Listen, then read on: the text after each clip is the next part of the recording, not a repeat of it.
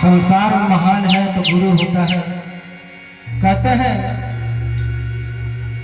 गुरु ब्रह्मा गुरु ही विष्णु गुरु ही देवो महेश्वर गुरु ही साक्षात पार ब्रह्म तस्मै श्री गुरुवे नमः। आज सदा भवानी दाहिने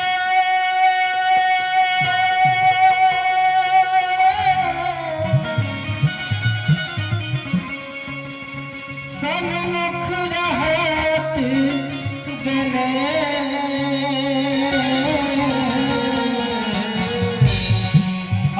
पांच देव मिली रक्षा करी है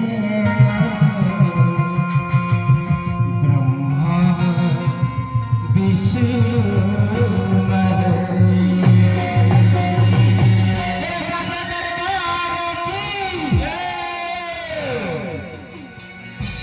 तो कहना है हमारे गणेश जी के लिए घर में पधारे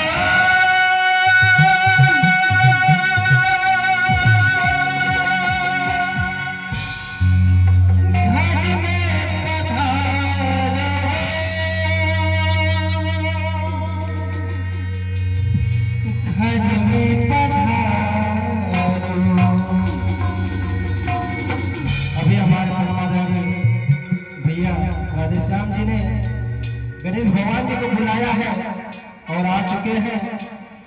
और मेरा कहना है कि आप आना तो अकेले मत आना, सबको साथ में लेके आना। आज माता रानी का जागरण है, आज सबकी हाजिरी है। यहाँ पर देवी देवताएं सब लोग हाजिर हैं, प्यारे प्यारे भक्तगण भी आए हुए हैं। तो बड़ी भाग्य है आप सभी का कि जो आप सभी इस अमूल्य समय को माता रानी के चरणों में दे रहे हैं। तो कहना है भज में पधारे भज में पधारे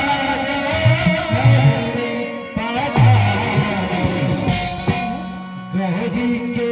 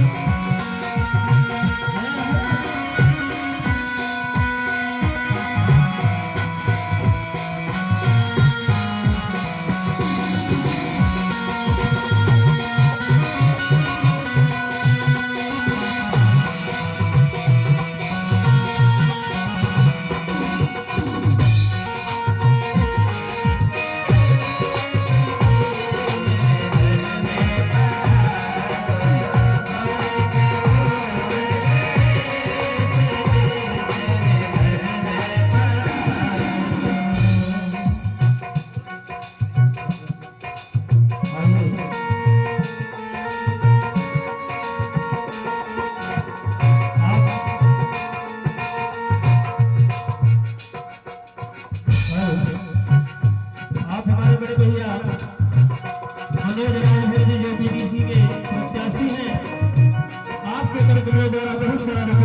आशीर्वाद आया है।